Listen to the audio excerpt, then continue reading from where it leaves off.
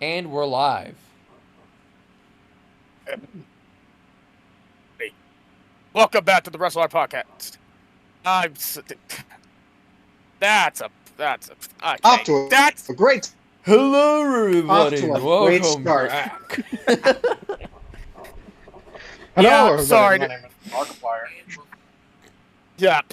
Sorry. Yeah. Sorry. Let me try again. Hello, everybody. My name is Thomas Noble. Welcome back to the Wrestle Arc Podcast. We got a lot of shit to Good talk job. about. Well, that's We got Yep. a bunch of shit to talk about. Yes. literally everything that happened during SummerSlam weekend. Yep. So I'm here with Ross and Vega. Hi, I'm Hello. streaming this bitch again. I don't know if this is the first time we have. I don't know if this is the first time we ever streamed as a trio here in this channel. If not, then correct me at this point. I I think don't we've know if we done have. it before, if I remember correctly, but I don't know. If we do, no, I don't remember. If But we do, the, we'll, if we'll if stick with this is- maybe, if this- at least for now. Yep. Yep, and we apologize for for 2 days late notice. We were supposed to do it on Monday, and well, none of our guys showed up because they're freaking busy. And we were supposed to do it yesterday. None of us showed up. So yeah, it's not their fault. They have a busy schedule. So yeah. Some unfortunate Finally gonna scheduling, but you know, it's not everybody's fault. No, it's not. Guess what? Like- We're here now. We're here, even Yeah, though we're it's here. just us three. We're here. Yep, We're here. We fuckers. live. We local. We are in the house. That Yep. AJ Styles built. Sorry, I had to do it. Fair Okay. Okay. So, with that said, and without further ado, enough. let's talk SummerSlam. I've Let's talk already some- got the recap right here for Summerslam, Perfect. which, oh boy, all I'm going to say is ups and downs for this one, let me tell you. Yep. So, We're to begin night one. Ross, take it away. beginning with night one, we opened the show with Io Sky versus Liv Morgan for the Women's World Championship, in which was a really good fucking match to start off the show. It was, yes. It was a really good match, but in the end of it all, after a really good match, Liv Morgan did retain the Women's Championship. Surprisingly, this is too. And this is clearly the first time that Danhausen's curse is ineffective. Seemingly so. This makes me think, I don't know why, if they're gonna have these good of matches with Liv, why hasn't she been defending the title more often? I don't fucking hashtag know. That was creative literally her sucks. first defense since winning the title at WrestleMania. Yes. I mean, we gotta and blame clearly creative WWE for need it, you know. creative needs some time to creative right. Yeah, honestly though, creative has just been like poop as of late. And I don't know why. Don't you mean donkey shit? Whatever, same shit. But Yeah. Liv Morgan retains. Hopefully they actually have her defend the belt for fucking once instead of just having her like I mean, just be there Yeah, and existing. I fucking agree. But as for this reign, Liv's title reign is completely. How am I supposed to put this? Stale as fucking. Stale as a old bowl of cinnamon toast crunch. It's stale. Dude, I haven't had cinnamon toast crunch in forever. Like honestly, get Liv to defend the title more to be relevant. Because I'm sorry, and I'm sorry that I'm going to roast Liv. The only reason she has that fucking championship to begin with is literally because of her goddamn look. She literally walk around as she's a best women's champion of all time. Not that she's a goddamn human-sized Barbie doll holding a goddamn huge ring. Wait a minute, hold on, wait Oh wait my 1 second. God. Weren't you at one point the biggest Liv Morgan stan? Literally like a year or two ago? No, You were like I the was biggest never- Liv Morgan fanboy. I'm I pretty was sure. never. I was never a Liv Morgan stan. No. What the fuck are you talking about? Yes, you fucking were. You were so in on Liv Morgan the Never a last Liv several Morgan years, fucking and now stan. all of a sudden, I have been a Alexa Bliss stan for a fucking while now, and I never once root for fucking Liv Morgan and her stupid title reign. For what? I've never been a fan of Liv. bullshit. You are bullshit, bro. Oh my god. Whatever. All right, we got 11 more matches to cover on the pay-per-view, so why don't we get to it? We got a 6-man tag match between the Bloodline, consisting of the Usos and Jacob Fatu, taking on Team LA Knight with Solo Sikoa and Royce Keys. And in that match, it would be the team of LA Knight, Solo Sikoa, and Royce Keys getting the victory over the Bloodline. And can I say something? Yeah, I want to say something here. The funniest moment of this match when Solo did the fucking yeet in front of Jay. Oh yeah, he did. He did the encore for Jay. Solo did the run it back, and Jay was not having it. He's like, this son of a bitch. He's doing my shit. WWE. I just want to. Go ahead. Oh my goodness! I just want to say, like, never turn Solo Sikoa heel ever again, please. No. Let him be a babyface for a long time, at least for now. WWE. He is so good. He is so entertaining as a babyface. Please keep Solo as a fucking face. Like, he's been a face ever. The last time he was a face was in NXT, in his North American title reign, and ever since then, Solo's been great as a fucking face. I never want to see him as a heel, but WWE, keep Solo as a fucking face for once at this point. He made it. Like, come on. There's the freaking proof why you should keep as a face. Look at this at this point. He's freaking hilarious. Anyway, we got another match. Gunther versus Nick Aldis. This was one a lot of people were looking forward to because it was Nick Aldis's first time wrestling in a ring in I don't know how many years. It's like some fucking Magnus shit, you know? But the last time it was ruined because Gunther did get the win over Nick Aldis, unfortunately. Yeah, Aldis did come out with Oasis, I believe. I think it was Oasis. But Nick Aldis, can I just say he looked good in that ring against Gunther. He looked pretty damn good. Like, he always been good. Like, I mean, it's Nick Aldis. Like, I know he has not been in the ring in a while, but the dude can fucking wrestle. Like, he faced some legends like AJ Styles, fucking Kurt Angle, for hell's sake. And hell, he faced Cody Rhodes in the very first All In. And he still competed good matches. He competed good matches regardless. Nick Aldis is still a good fucking wrestler.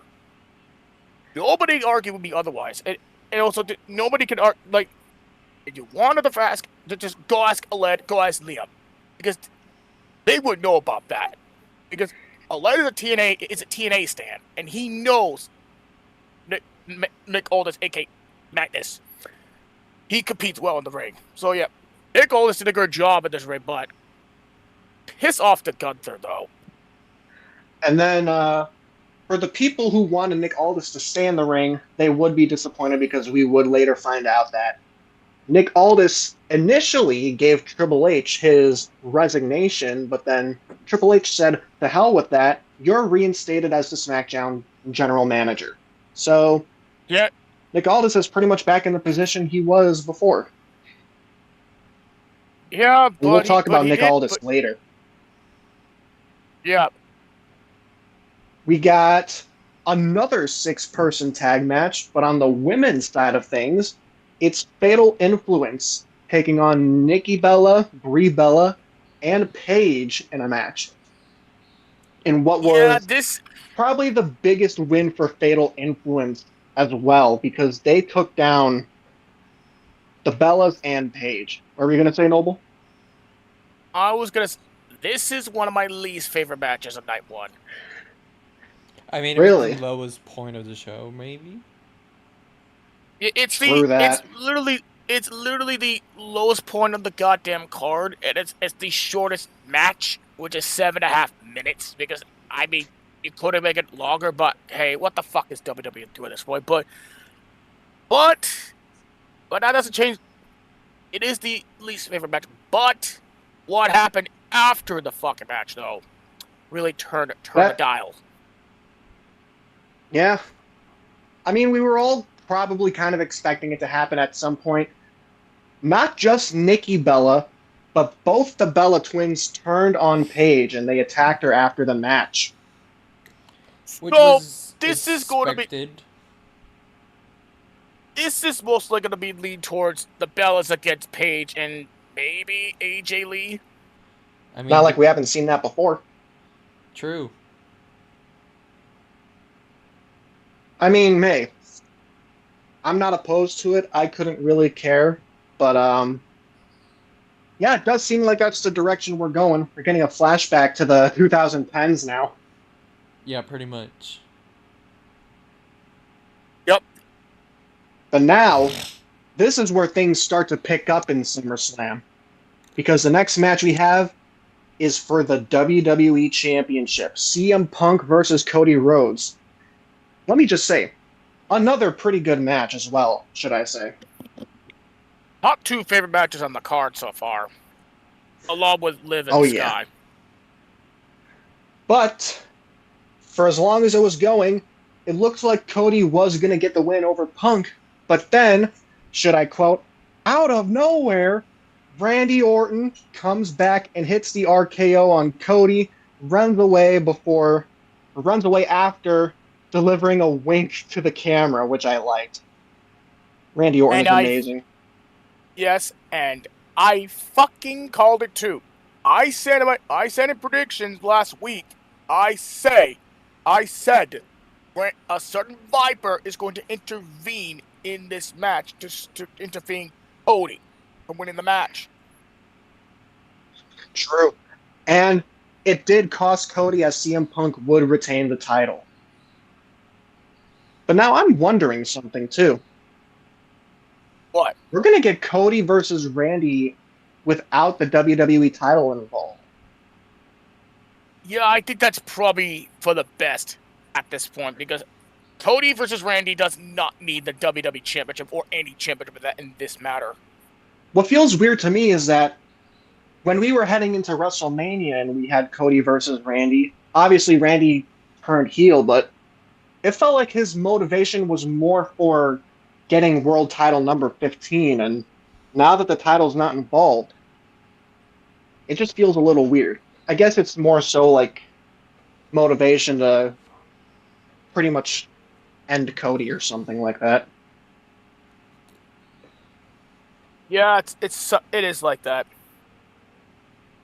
I guess so. But we got a main event for night one. Hell in a Cell, Brock Lesnar versus Obafemi. And I'm gonna be honest, that match was pretty disappointing for what we were promised, I guess you could say. But Obafemi does win, and Brock Lesnar gives Obafemi the respect. He says, I am the past, and Obafemi is the future. And that's how we end night one of SummerSlam. Yeah, but at the same time, yes, the match is disappointing, but at the same time, Brock is up there, like, he's almost at his 50s. I don't think he could actually wrestle anymore at this point if he continues. I mean, I just find it more so disappointing because why make it a Hell in a Cell match when you're not really going to utilize the actual cell, if that makes any sense? Like, these are two big-ass men in a big rivalry. You could have, like, had someone, like, get tackled through the cell and like that. Probably could have climbed up the cell as well.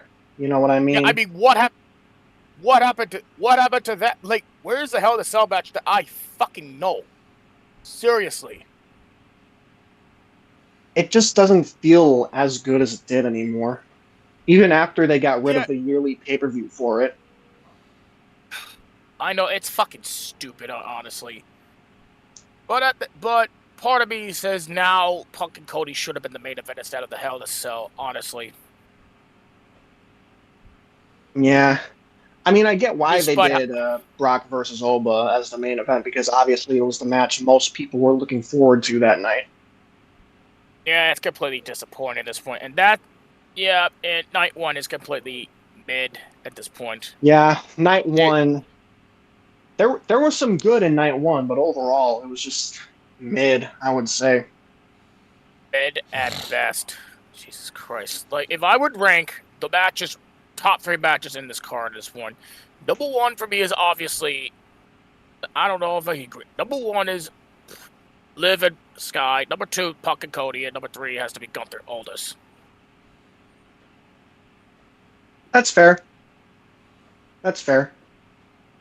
But night 2 was a completely different story, wasn't it? Oh, for fucking sure, yes.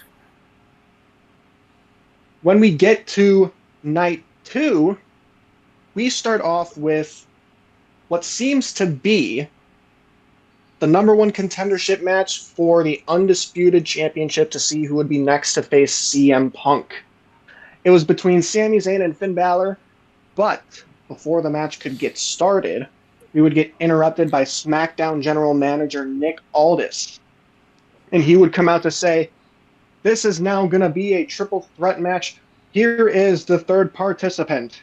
And out comes Der Ring General Gunther. Which was... Why? And you could tell... Well... Look at that. Nick Aldis is already off to a hot start as the SmackDown General Manager once again. Literally. But... Way to come back. There's more. Let the guy who humiliated you the previous night enter a match for a shot at a world title. Good stuff, Nick Aldis. Yeah, congratulations. What? Oh my God, it's Liam. Oh wow, Liam has appeared. Hi. Hello. How you doing, Liam? Better than I was earlier, but still not quite through the other side yet. But as they say, the only way out is through. So. Nice. We just got finished recapping night 1, and we're about to get to night 2. We'd love to hear your thoughts on night 1 of Summerslam. It was mid as fuck, mate. Yeah, I agree with you. I agree.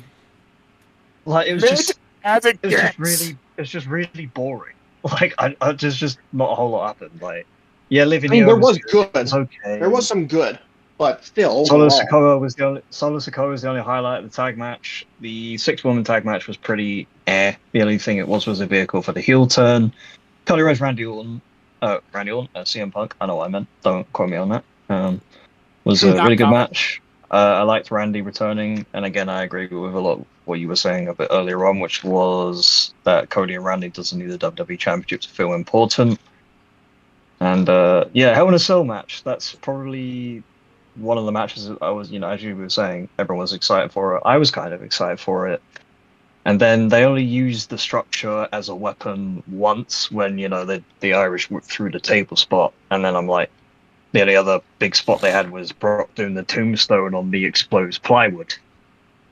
And I'm like, it was just kind of it. Like, in terms of that, kind of made the Hell in a Cell stipulation feel pointless. Exactly. It was just there for show. It wasn't there to actually enhance the storytelling or the brutality of the match in any way, shape, or form.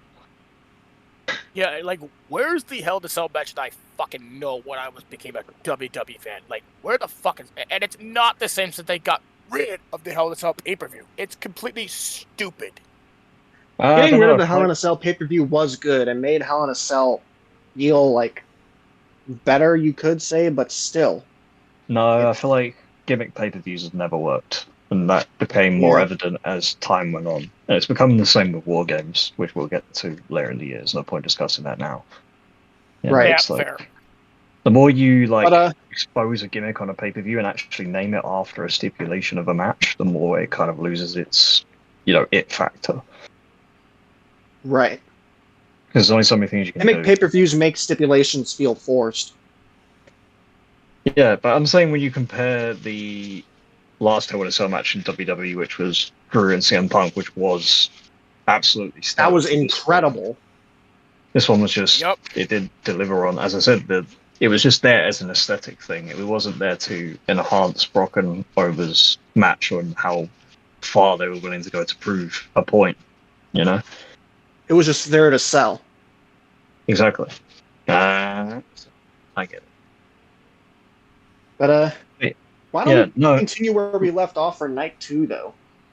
Night 2 I loved.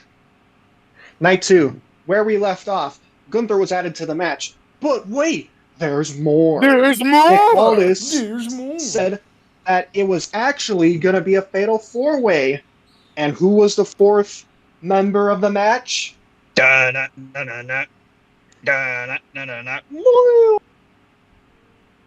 Kevin Owens. Kevin He's Owens back. He's back, baby.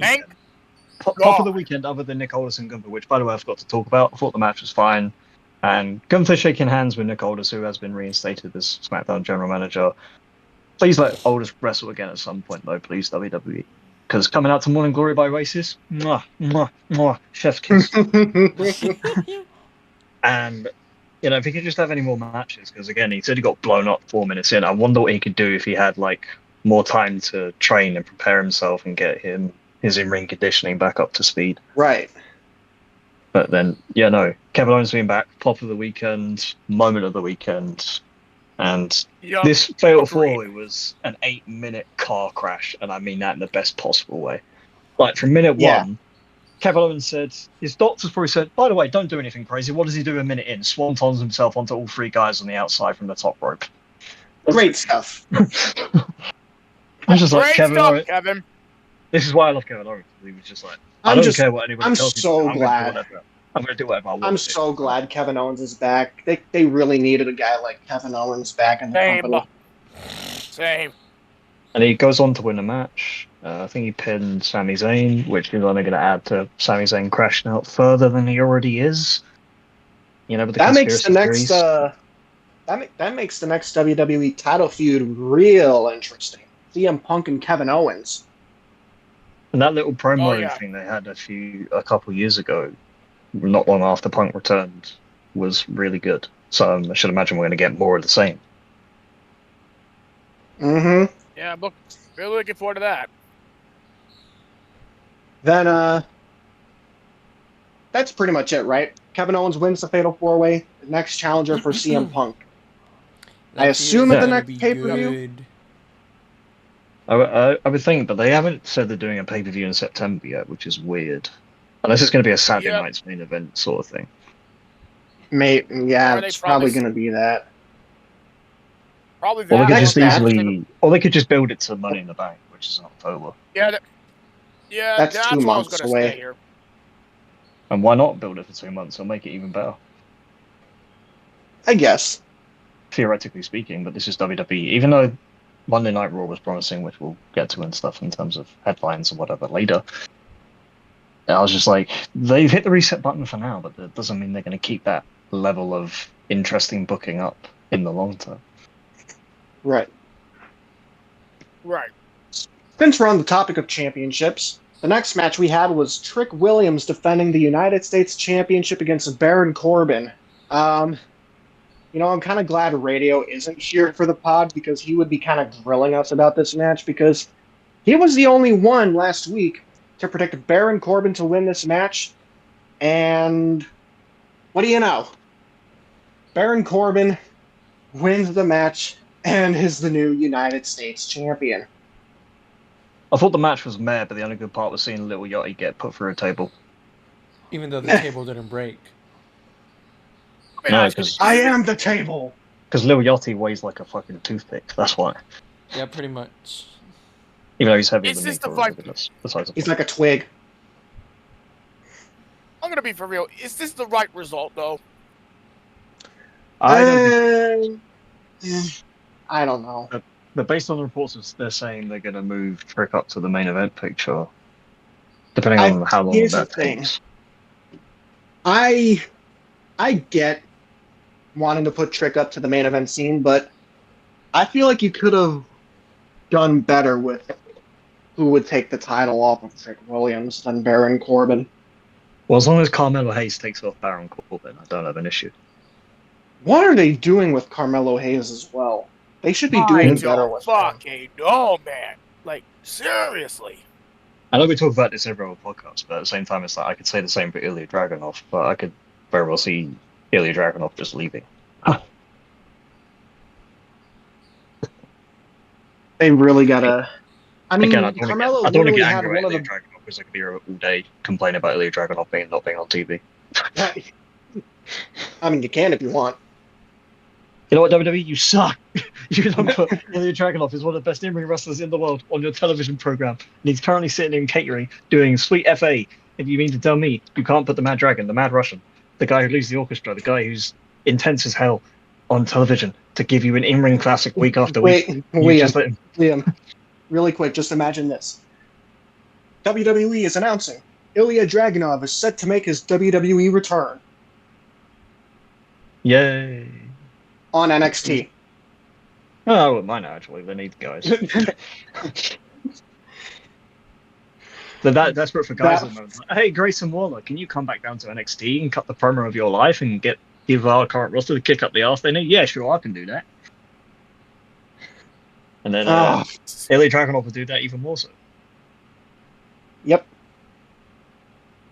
But yeah. Let's see, what was next? Getting back on TV. Carmelo Hayes getting back on TV. It was the interim women's championship ladder match. Oh, this one. Second we had spot for the weekend. 5 women in the match. Yes. We had Tiffany Stratton, Jade Cargill, Charlotte Flair, Chelsea Green, and Lash Legend. Before we get on to the winner, I just really want to put over Tiffany Stratton and what she did in this match. She took all the big ladder bumps. All of them. Yes. That one from Lash Legend was nasty. What, the Alabama Slam into the ladder on the outside? I was like, E. That's Or was it the one off the top rope? Well, I don't know. Yeah, I think Lash Legend was like either on the lower rope or the middle rope, and she kind of like was it? I don't know if it was a power bomb or like a slam of some kind. Like it was off the turnbuckle. I know that. Yeah, but I'm just saying, Tiffany took all the ladder bumps. There's nobody else. Props to Tiffany. But at the end of the match, it looked like any one of those women could take it, but Tiffany fell down, Charlotte fell down, Jade fell down, Lash fell down. That only left Chelsea Green to climb the ladder and grab the title and become the interim WWE Women's Championship. I just want to say incredibly deserved for Chelsea Green. I wouldn't even say deserved. Well, fucking deserved for Chelsea. I wouldn't even say deserved. She earned it. I'd say she's earned it. She earned it. She years earned and it. years of hard work in the industry. And by the way, the finish I really want to say was like really creative because all the other women on the outside, and then Chelsea Green's just hanging upside down on a rung. As she sees everybody is gone, she pulls herself up, climbs to the top, pulls it down, and then on the post show, she said what we were all thinking, which was, "Look at me now, Michael Hayes." Yes. She dedicated the title to Michael Take that, Hayes. Michael Hayes. She's a genius. Fuck you, you old out of touch cunt. In fact, you don't think Chelsea Green can be a main event player or a women's world champion is incredibly stupid. She has everything. She has the in-ring acumen. She has the character work. She has the charisma. She has the support of the audience. And you say, she's this, she's that, she's a utility player. You put her in anything, she's not going to win, she's going to lose. Therefore, she's probably not women's world championship material. Look at her now, you old bastard. Look at her now. Look at me now. Look at me now. Whoever said that Chelsea is not fit in the main championship card at this point, they could literally just zip the lip and just turn around and head back to the Walk of Shame. But the sad thing about all this is that she's going to lose to Rhea as soon as Rhea comes back. Yeah. Yeah, it's sad. People are also gonna say, "Oh, it's only the interim title; it doesn't count." She's still the fucking champion. No, it counts. They And even she's said a it's going to count to the official lineage of the WWE Women's Championship. And it should. It should. Even if it's And she's a interim, it Grand should Slam count. champion too. No, Yeah, she's a Grand Triple Slam. Crown champion. Yeah, Yes. they don't have the Grand Slam and the Triple women's Crown. thing. Yeah, that too. Fuck's sake. She still needs to win the women's intercontinental title to be a Grand Slam champion. Well, she will. At least on the main roster. She didn't win any titles in NXT, as far as I remember. So. No, she hasn't. Because when she was down there for a little while, then she got released, went to TNA, came back, on the main roster in a Royal Rumble match, and now we're here, 3 years later. Yep. I think. Now it's Matt Cardona's turn. Is it Bada fuck? bing, bada boom. But did you see his tweet with like, who cares about cage match? I was like, you, when you were literally on the Indies, where one of your matches got rated 9.99. Gee, not caring so much, huh? Anyway, it was a joke. It's Yeah. like, it's only a joke because you got called out. But Okay, yeah. I think we should switch the topic from championships to human monies. This match sucked. Yeah, this what? We got Danhausen versus Dominic Mysterio in a human monies on a pole match. I'm And sorry. it really Can I? sucked. It really sucked. Yeah. No, Yeah, you I'm can sorry, Liam. Liam, it not just sucked. It sucked ass cheeks. I've never seen a terrible match on the card like this one. Like, I love Danhausen, and I love Danhausen, but I'm sorry, dude. What this match delivered poorly. It's not even that. I just think anything on a pole match, it's not a good stipulation in the first place. And yes, the comedy was there, don't get me wrong, but it just didn't hit the same as before. But I think this is because they are overexposing Danhausen because he moves merchandise and is over with the fans. That's literally it. That's the only reason he gets on TV every week. But the fact of the matter is, the more you overexpose the character, the more people are gonna start getting less and less what's the word? Interested in what he's doing. Because, a character like Danhausen, every time he shows up, it should feel like an event, whereas now it's like, it doesn't feel like an event, Just feels like it's, they're doing stuff, because like that song with Joe Hendry on Raw the other week did not hit, this match did not hit, and Dominic Mysterio's Fall from Grace, pun intended, I guess, now that is the name of Obafemi's finisher, is sad to see. And Dominic, fortunately for whatever happened on Monday Night Raw, seems like they're moving him away from comedy stuff and stuff with Danhausen specifically, and Joe Hendry as well, I guess you could say, away from him. But yeah, it's just, the match was not good, unfortunately. Now, I'm going to say this. Danhausen did win the match at the end, and I know all of us had Danhausen to win, but something about watching Dominic during this match kind of made me feel bad for him, because for most of the match, he kind of just looked checked out. Yeah, he definitely didn't look interested. He hasn't looked interested in what he's doing in WWE for a while, if we're being real. His booking in WWE has been lackluster. Like, he's been doing nothing. He sort of also made his qualms about that known in his recent interviews, but Dominic is like MJF in a way. Like, he does his interviews mostly in character, but I feel like when he says, oh, when I'm doing this and this and this, when I should be doing this, it's like he's kind of speaking from Dominic Gutierrez rather than Dominic Mysterio. Right. Yes. But again, hopefully, because of what happened on Raw, they're moving him away from that, and he'll be back to what he was doing before. True. But at least he's Intercontinental Championships, I guess, for the time. Okay, right. Torquoise Hawk got a motherfucking point on right there. Danhausen got a SummerSlam match before Bello, before Ilya, before Lara, before Javon, Ethan, and so and etc. Like, come on. Like, that's just insane. It is fucking insane. It's like they have not used these superstars for fucking shit at this point, and yet in which they and I do agree with Turquoise in the chat right now. Danhausen has been overexposed at this point ever since he stepped foot in WWE.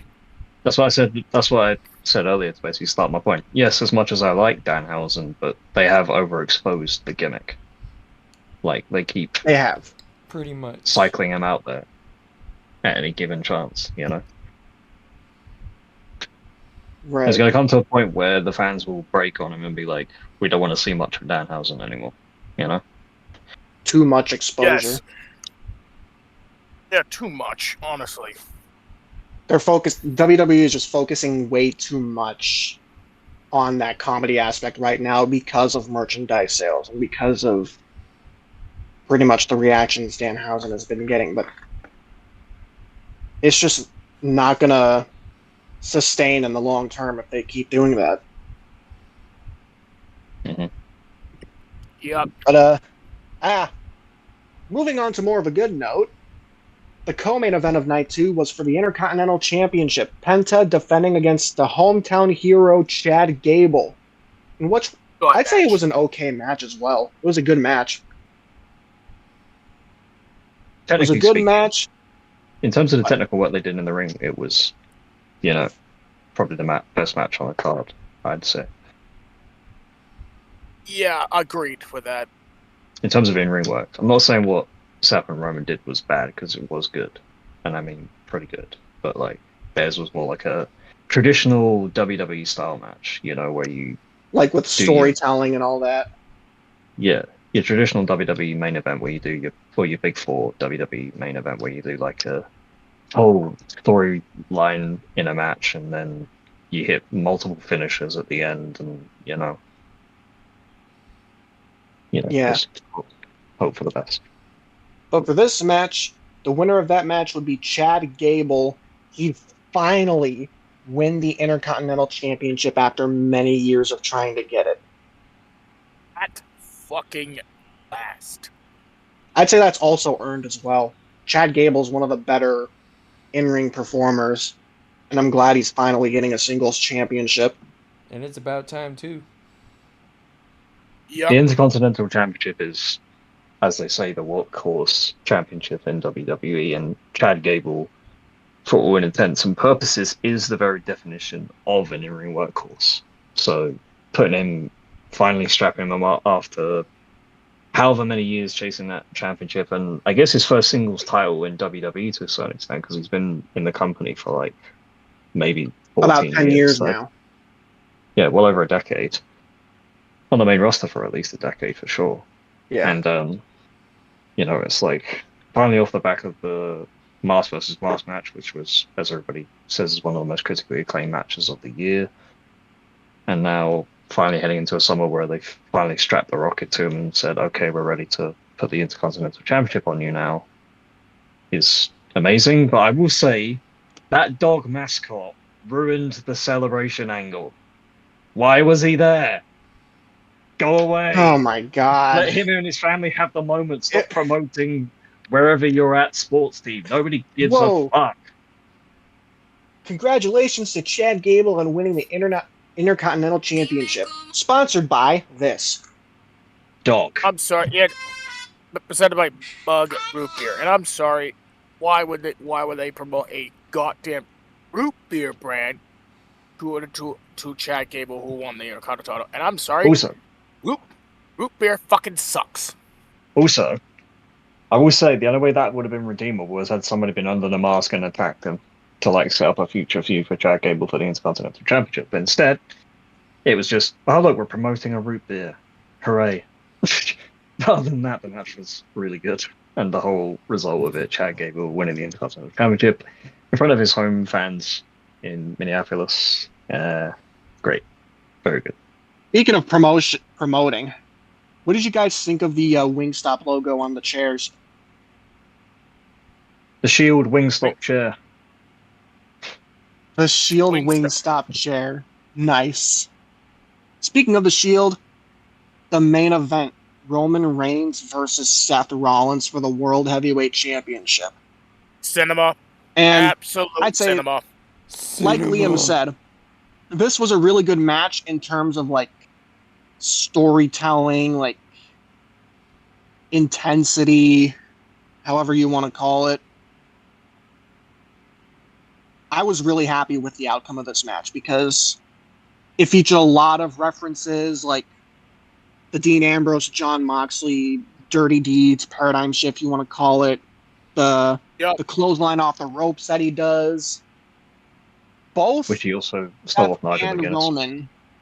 Both Seth and Roman doing shield bombs through the announce table was also really cool. And then... Yes. Seth hit a fucking spear to Roman. And Roman hit a curb stomp to Seth. Yeah, this match. I would say my favorite part of the match was when Roman went to get the steel chair. It looked like he was going to hit Seth with the chair, but then he decided, nah, we're past this. It's always been you and me. We're going to settle this like men. They finally moved on from the chair spot, which they needed to do. Yes. And in the end... My only issue with that was that Roman didn't look like he had any conflict of using it, if that makes sense. He sort of just looked at it and then put it down. Whereas he should have probably conveyed a message of, you know, I'm angry because this has like been haunting me for the best part of 12 years. But instead he should have gone, wait, I'm past this now, I'm better than this now, I can throw this aside and beat you man to man, one-on-one. I don't need something that's been hanging over our heads collectively for 12 years to beat you. So I would have said he could have maybe milked it a bit more, made it look like he was having a bit of conflict in terms of using the chair, to then end up not using it. But again, it was a good callback to their history. Even Seth was going, hit me, hit me, hit me. And again, I don't think Roman's actions were reflecting any conflict of being tempted to hit Seth with the chair. There's a shield bomb through the table and another one. Some dirty deeds. But Roman Reigns did retain in the end. Roman Reigns did retain. He finally overcame the one thing he couldn't overcome. He finally beat Seth Rollins with a championship on the line. Fair and square. It's about time. And the ending, and what happened after the match was also pretty bittersweet too, because you had Seth Rollins get up, Roman put out the shield fist. You also had Seth Rollins with Jon Moxley's shield mask as well, which was pretty cool. And Roman and Seth do the shield fist together in what could have possibly been the final chapter of the Roman-Seth feud. It should be the final chapter. Because that's the way they've been building it up. That's the way they built up into SummerSlam. It should be the final definitive chapter. Those guys should not wrestle each other ever again. That's it. Yep. And to be honest, I feel like if they were to wrestle again, it would just kind of ruin the storybook ending they already had. Right. Like, you can't just, like, sort of develop a new feud out of it, because then trying to take a new angle with them is hard, you know? Right. You also kind of trying to erase what happened in the past, too. Close the book there. You know, you got to the part of the book where it says the end. No more Shield Wall. Unless Moxley returns somehow, but that's in a completely different dimension. I don't think that's ever going to happen. But yeah. Right. But Night 2 completely mopped the floor with Night 1, I would say. I agree. Yeah, Night 2 just overrides Night 1. Again, I agree. I said this about WrestleMania earlier this year.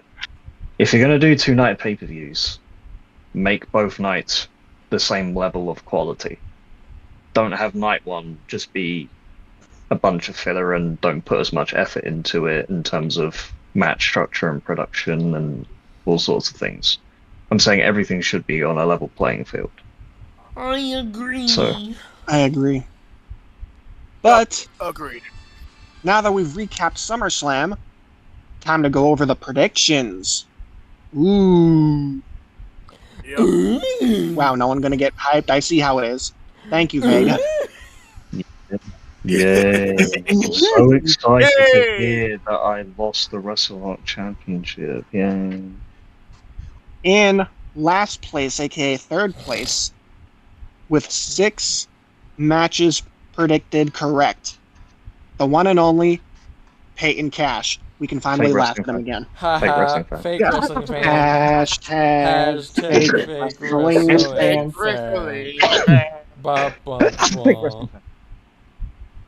And then in second place, with 7 correct predictions, is a 4-way tie between Liam, Radio, Aled, and Vega. You meaning in first place with 8 correct predictions and co-champions, myself retaining the title, and new Wrestle Arc champion, Thomas Noble. Congrats, fellas. Yeah. Congrats. Good shite. Congratulations. I went completely I'm just saying for... you went into a blind. Yep.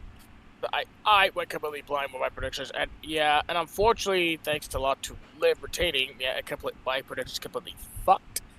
But, however, I happy that I got most predictions right. So, on to the next. All in. Yep. All in. That is in how many weeks? It's on August the 30th. Yeah. Today is the 5th. The 5th. Today's the 5th. So that's going to be in like 3 weeks. Yeah, about 3 25 weeks' time. 3 weeks this Sunday. Yep. And I'm coming back for what's mine. Because if I'm going to be at the show, I need to get every single one right. That comes out before the date. By the time the matches are available at that point, I have to get it all right. Otherwise, what was the point of me even going in the first place? Exactly. If you do not win the Wrestle Arc title at All In, we will bash you for it. And I will tender my resignation. I am officially leaving Wrestle Arc. I quit. I'll be on the podcast about tonight. I officially announced my retirement from the Wrestle Arc Podcast. Who do you think you are, KSI? No, I'm kidding. Guys, I'm leaving the Wrestle Arc Podcast. No. Guys, I'm leaving the Wrestle Arc Podcast. Like, oh, hey, bye. I'm leaving Wrestle Arc forever. I'm not coming back. Bye. Have a good time. Bye. Have a great day. Okay, bye. Don't bother me. Bye. Good luck without me when you need people to join a podcast. Exactly. But some pretty interesting things happened on Raw too, guys. Wouldn't you say? Indeed. Yeah. Yes. We got a couple returns. 3 actually. As I said, it feels like they just hit the reset button. Yeah. I mean, it should feel like that after a pay-per-view like SummerSlam or WrestleMania every year. Yeah.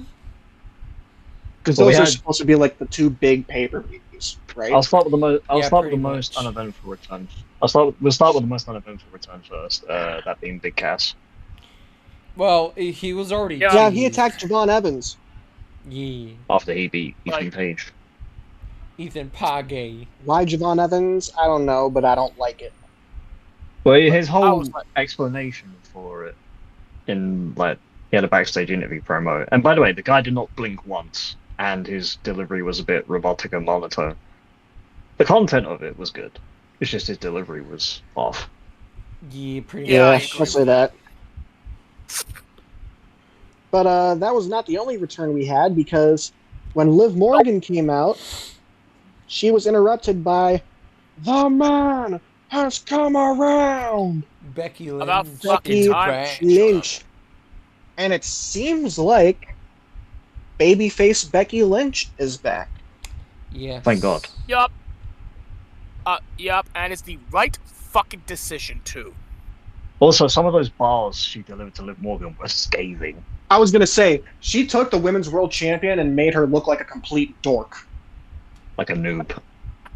You're not even the greatest Women's World Champion to sleep with Dominic Mysterio. Burn! Rhea Ripley reference. Literally. Yeah. Don't test Becky, man.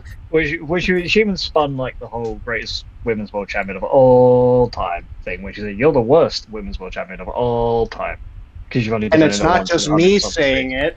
Other people are saying it. And you know, then the 3 Judgment Day women, they head up the ramp. She even said you're not the best women's champion in your group. That is crazy. I know. She's like, she said Raquel Rodriguez is better than you. I mean, as of late, I don't know. We'll leave that up for debate. Then they head up the ramp, and then Stephanie Kerr decides she wants to blow the whole. Stephanie blows the whole thing up. Hold on, really quick. I'm just gonna fold for a second. She just looks so sexy. I'm just gonna really quick.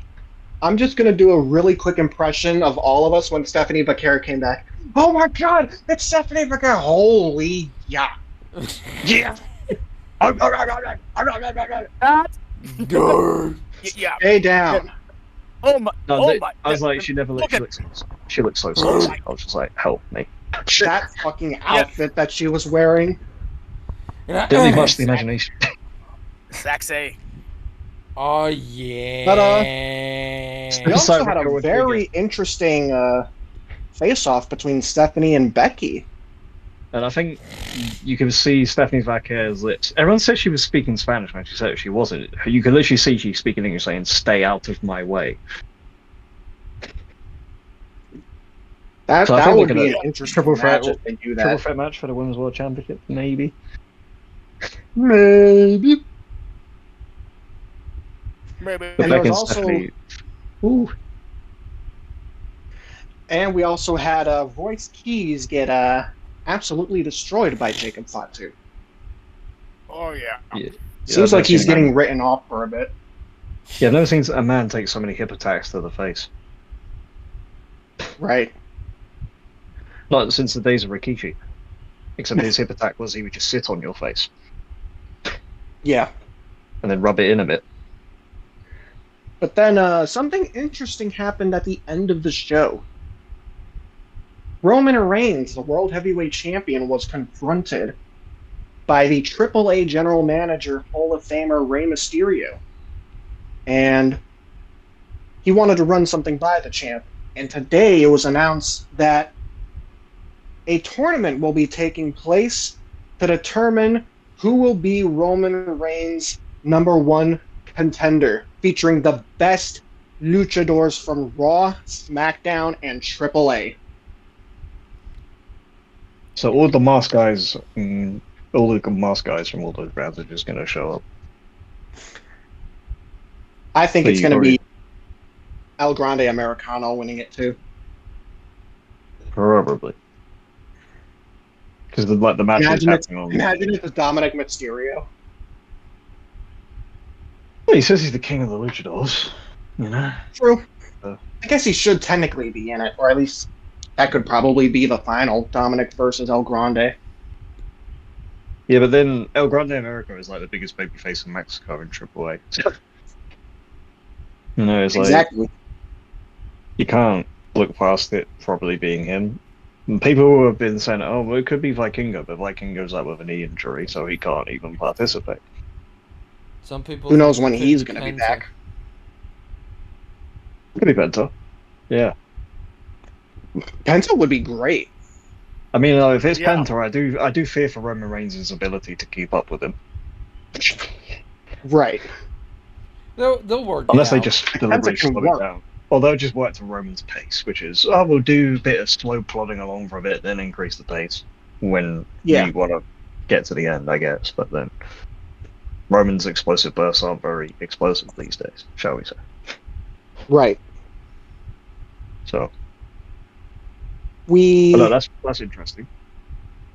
We do have some unfortunate news, though. As recently, Dory Funk Jr. has passed away. Yep, that's sad. Apparently he wrestled until he was 83. Wait, what? Yeah, apparently he wrestled until he was 83. That is insane. So, how recently would that have been? I don't know. How old was he when he died? Here we go. Time to use the good old Google. The Google machine. Google. Dory Funk Jr. What the fuck? That's not how you spell his name. It's like Dory the He Fish. died from at the Finding Nemo. age of 85? So he basically was wrestling 2 years ago. 2 years? Nah, that.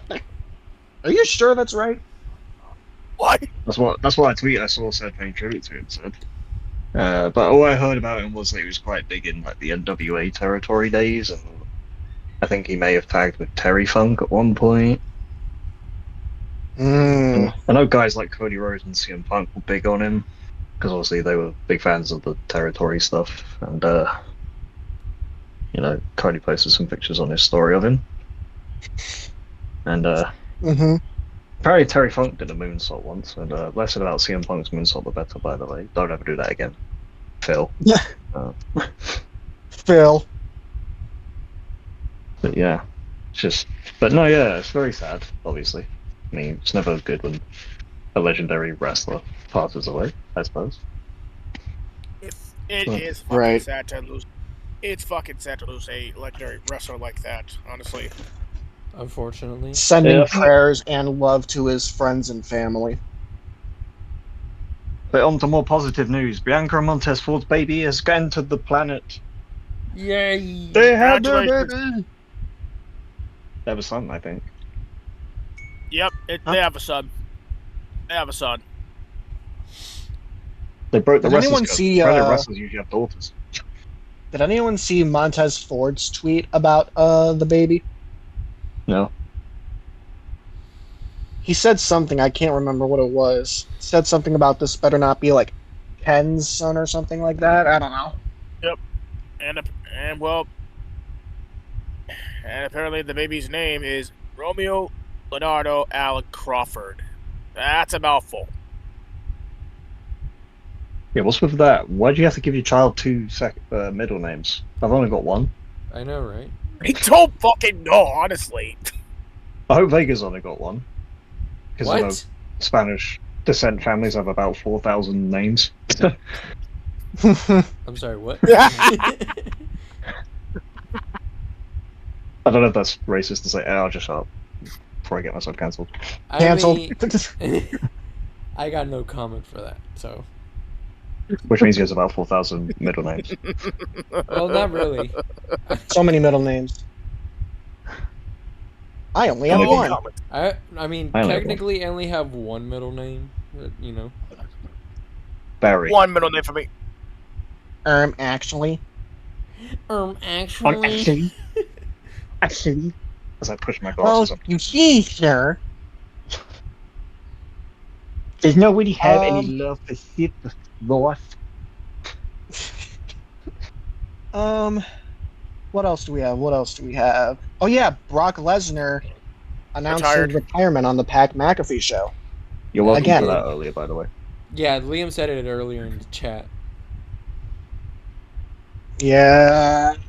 Because you guys were acting like he was going to have another match or something. Well, maybe he will, because, the Saudi Arabia money's there. He's like, screw it. I would have assumed that was his last match in Minnesota.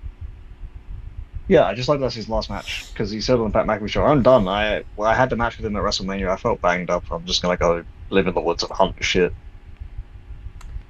Type shit. So, yeah.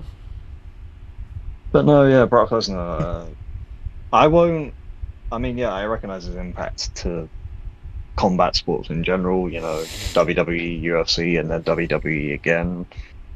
But at the same time, it's just like, I'm kind of ready for them to, move on from him now, and now that Obafemi's essentially the next special attraction guy, except he'll be a bit more full-time than Brock ever was. The next big thing, you could say. Yeah. I mean, even on Raw, he said to Paul Heyman, when you see Brock next, tell him I said thank you or whatever. Yeah. Because he put him over. It'll be interesting to see what they do with Obafemi. Well, They seem to be teasing something with Braun Breaker, which is really exciting. They had to do that. That is literally them teasing future WrestleMania main events. Well, that, and it's just like, get Braun Breaker out of the division. That's what you need to do.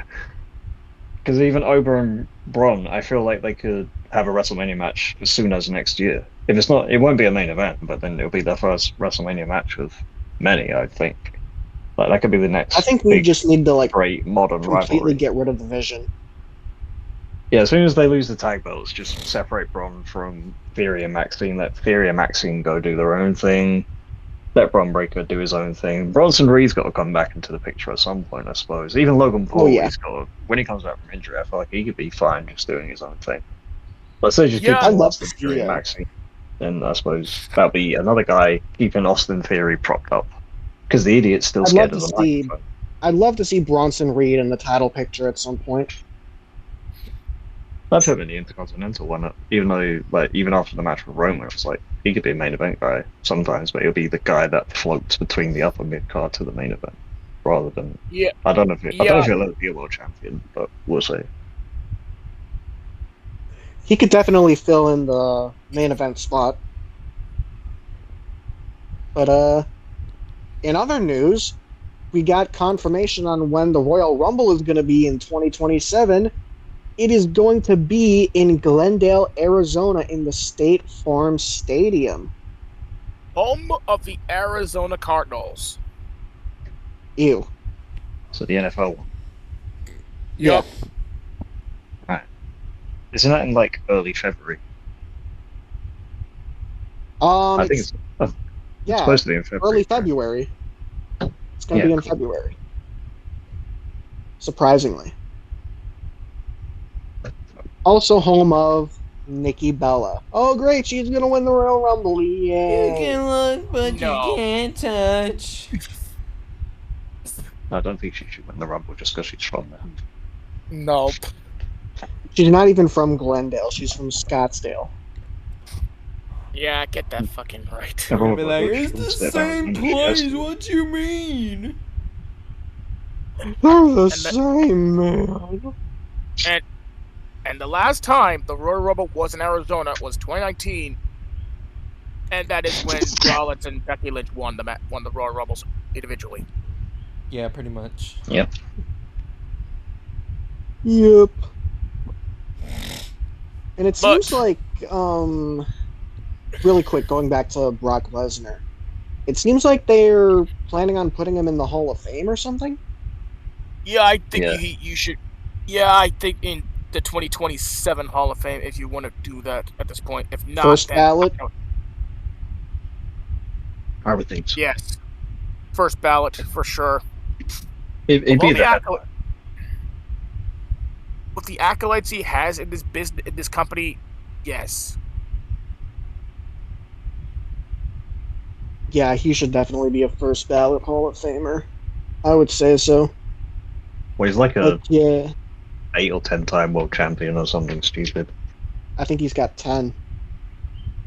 Yeah, then he won 2 Royal Rumbles, won a King of the Ring. You know. Won a Money in the Bank. Second longest reigning Universal Champion in history.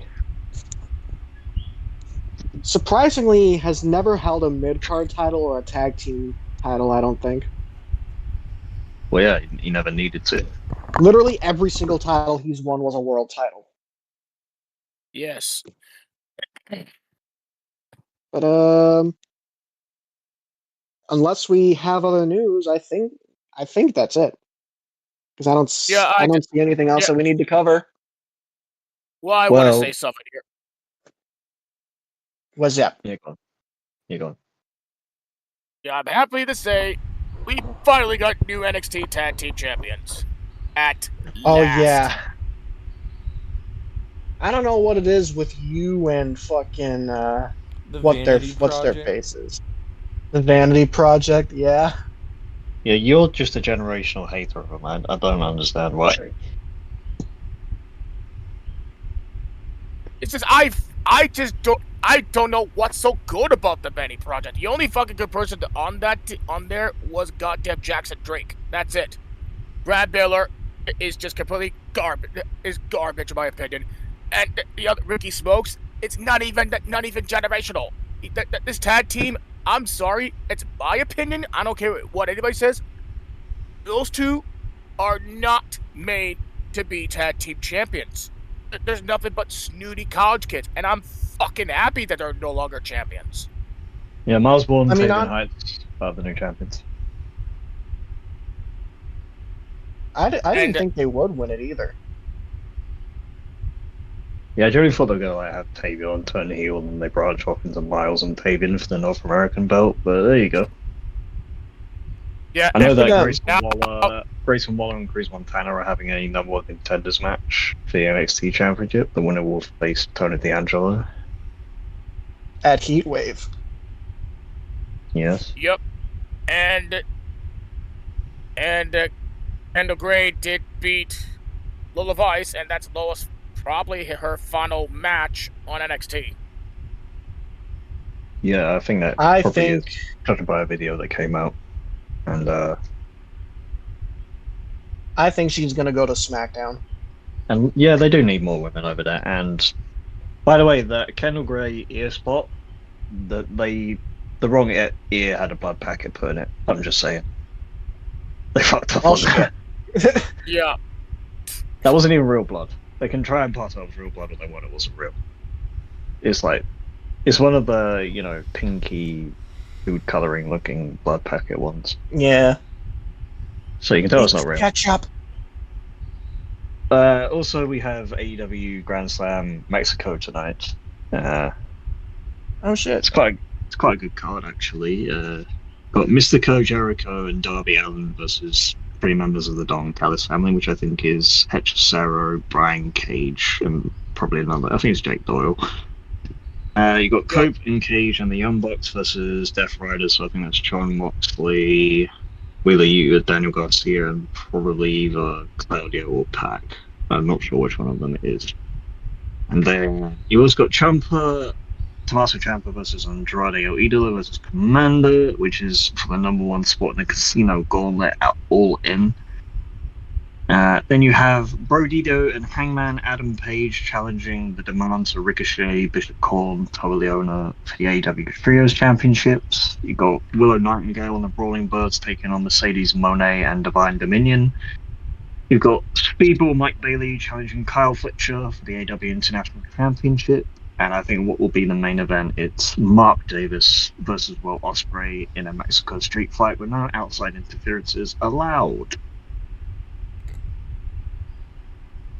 What I have a feeling that the no outside interference is going to be broken.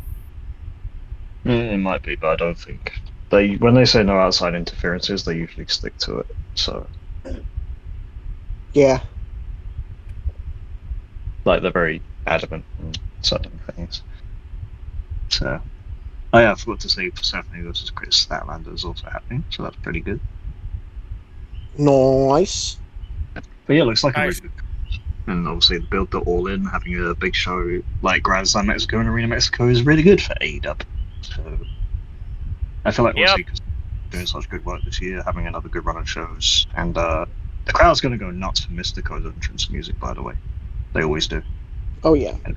In Arena Mexico, they sing that song, which is, by the way, beautiful. If I ever get to hear that live, I think I have heard it live. Have I? I'm trying to think if I have, because if I have, then I must have floated. Maybe it was that much of an out-of-body experience I cannot remember. Are you talking about Judas? No, Mystico. You know, the former Mystico. He's got like a really good entrance song. He's got a really good entrance song. Oh. Really good. So. Okay. Apparently, there's another bit of news that's come out. Some WWE higher-ups reportedly weren't very impressed with what they've seen from Sol Ruka's in-ring work. I mean... Yeah, I kind of agree. I guess, yeah, her main roster run hasn't really been that good. She has looked like she's been a bit of a deer in the headlights in a few matches, I'm not gonna lie. Oh, yeah. Like, the whole... Something definitely seems off about her. I think that would explain why they took the Intercontinental Championship and put it on Raquel. Yeah. So, I don't know if it's like a mental thing or if like she's getting in her own head or anything, but I don't know. Yeah, something like that. And I don't really have a right to assume either because, again, who really does know? Mobile Shitty Machine Guns' first bit of merch has dropped for AEW. Have we mentioned that at all? I don't think we have. Yeah, the Mobile Shitty Machine Guns made the AEW return/re-debut on the episode of Collision this past Thursday in Detroit. So they returned home, got the big part, and it seems like they're going to be involved with the Dogs and the Death Riders stuff at the minute. They're going to fit in like a glove. AEW's tag team division has really undergone a renaissance of sorts, especially with like the new teams coming in, but also the teams they have already. And I think as soon as Cope and Cage drop the belts, I feel like things are really going to heat up, especially the New Day come in. Then shit's going to be insane. Tag team wrestling in AEW is probably going to be at a point it's not been in years. Yeah, and there's another piece of news I wanted to share, and this is concerned with NXT last night. You guys saw, I don't know if you watched last night, but Robert Stone was shown on the phone calling another free agent who most likely to join the brand soon enough. I reckon it could be Hiromu Takahashi. Watch it be some dude on the main roster. Brock, do you want to come work in NXT? Oh my god. Oh god. Oh dear lord. Yeah, I'm joking. That'd be funny. Nar. Oh no. Oh, crazy. You know what? I think the free agent is Christian Vega. I knew it. What? Anything you want to say to us? He'll violate his NDA. I think that's probably why he's choosing not to speak. Probably. Vega can't reveal anything. He's just like, wait, what about me? Maybe he's AFK. I don't know. Maybe he's playing his He's Nintendo. probably AFK. Probably playing He's busy on the Nintendo Switch. Yep. But or he's whacking himself off to Sonic porn. I don't know. Jesus Christ. I don't know. Okay. But if there isn't any other news that anyone has, because I've got nothing. You guys got anything? Nope. Not really. Liam? Nothing? Going once, going twice. Wow, I guess I really don't have anything else. I mean, we kind of got a lot already, didn't we? Yeah, we got everything here. All right, I feel like it is a good time to end it. We've hit the 1 hour mark. Noble, go ahead and end it. Yep. Thank you everyone for watching this.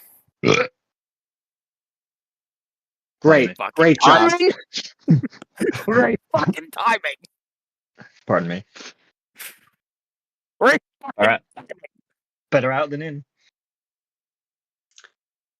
Okay. As I was trying to say, thank you very much for watching this podcast. Like this video, stream, God's sakes. Subscribe for more content from us. And if the subscribe button is still fucking red, that means you have not subscribed. So please subscribe. You'll help us make more. Make sure you hit the notification bell so you never miss a stream or another upload from this channel. Yep. Do it now.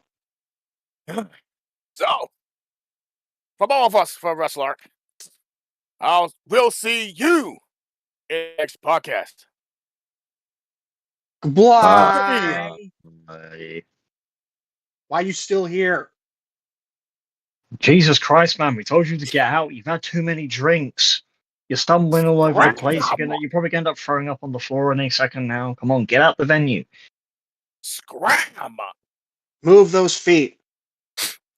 For God's sake, watch your language. Get out of here. Fuck me. Get out. The stream is already over. Vega, have you hit that end button yet or what? I'm starting to think Vega is not here. We're basically we're letting people. This is what usually when they hit the end stream button. This is usually the part where we're all swearing at you and you don't know about it, but now you know. Behind the scenes. Wrestle Arc After Dark. After dark. Wrestle Arc out after dark. Damn it! Wake up! Wake up! Wrestle Arc at night. Damn it! Vega, where are you? Wake up!